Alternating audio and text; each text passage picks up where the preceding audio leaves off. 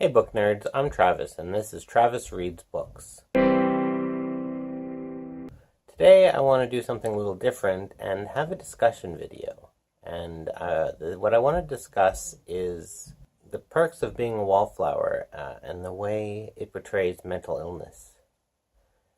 I recently finished this book, and I really enjoyed it, but about halfway through I got really frustrated with it, and I put it down. I put it down for months, in fact, before I actually came back to it, because I was so frustrated with the main character, who's just, I mean, he really has problems, and he just does stupid things, and he just complicates every situation.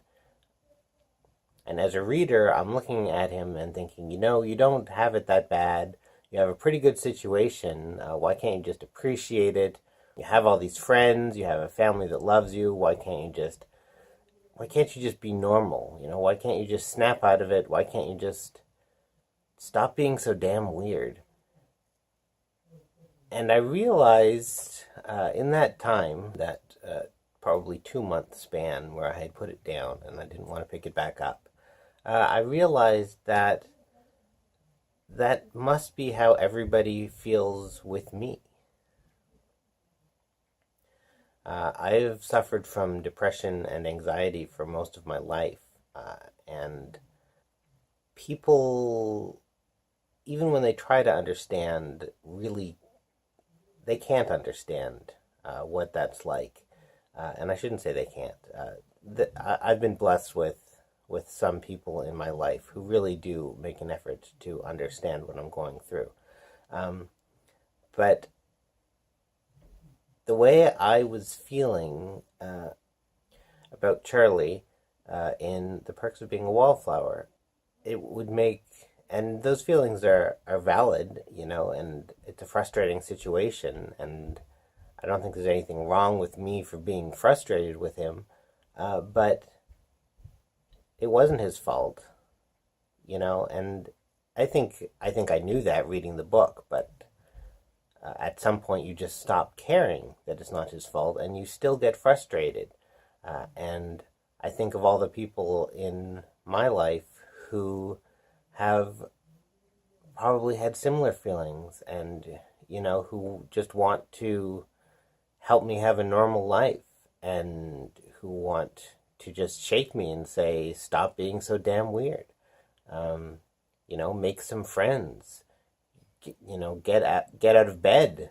Don't wallow around in your apartment for 3 months without going outside. It's like Charlie had a lot of people in his life that loved him. But they didn't understand him. And they just wanted him to be normal, and I think that was just never going to happen. And you find out at the end of the book why Charlie is the way he is, and I mean, that's not going to be the case for everybody. Some people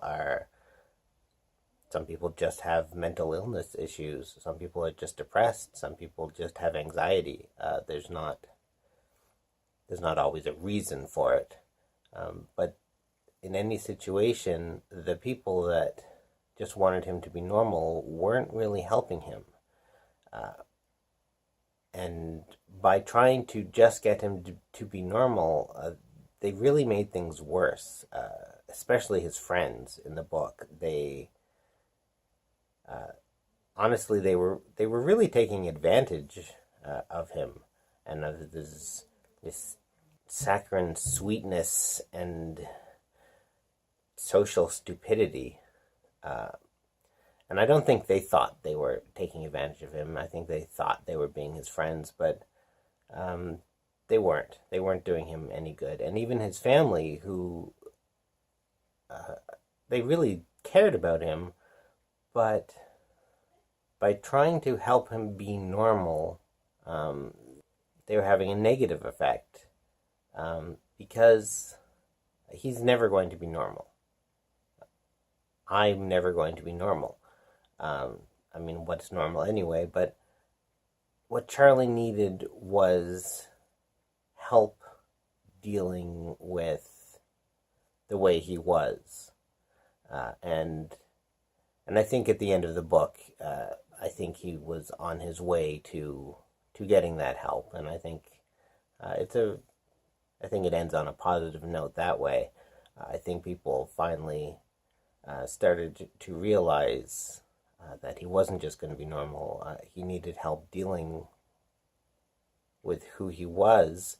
But in his case, I think that was because they all realized the trauma he had been through, and so suddenly they understood. Whereas in real life, there may not be some catalytic effect. There may not be some traumatic event.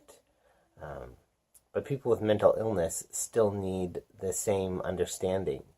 I think the loved ones of people suffering from mental illness really need to understand that they need to accept what the effects of mental illness are. People suffering like Charlie, like me, we're not quirky, we're not weird, we're not shy. It's a serious illness, and it needs real help, and it needs real understanding.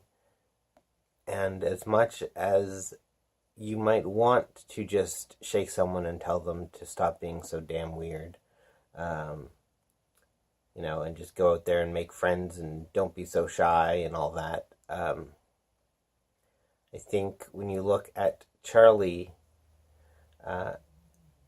everybody who cared about him was trying to get him to do that. They were trying to get him to be normal, and it very nearly killed him more than once.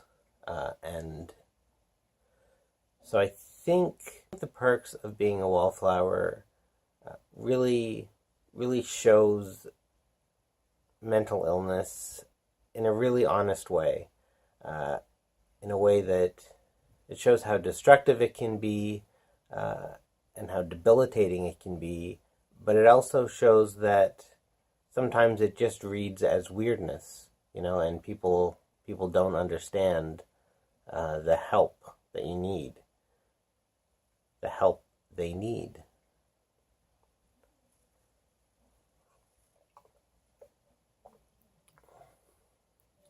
So in conclusion, I think this is a really great book, even though I found it frustrating to read for that reason. And I think everybody should read it, and I think they should embrace that frustrating aspect of this character, of Charlie.